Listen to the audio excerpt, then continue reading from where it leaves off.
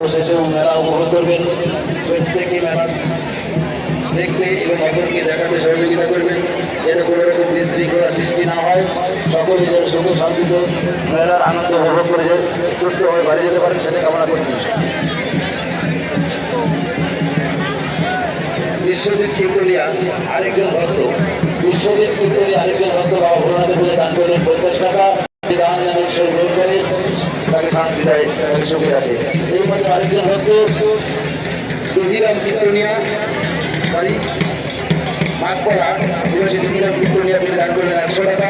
ঈশ্বর যেন সে দান গ্রহণ করে তার পরিবারকে শান্তি দেয়, তারা যেন ছেলে মেয়েদের শান্তিতে থাকে, এই কামনা করে চাওয়া করা করবে।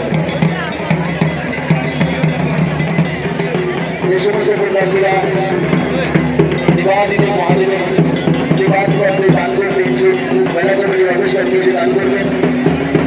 আপনাদের দান বিভাগে যাবে না।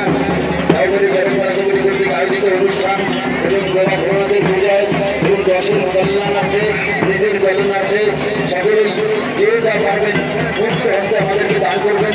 আমরা যেন আপনাদের আমার সকলের জন্য ভগবানের কাছে প্রার্থনা করতে পারি এবং আমাদের এই সামান্য আয়োজিত অনুষ্ঠান সম্পূর্ণ করতে পারি, এই কামনা করছি।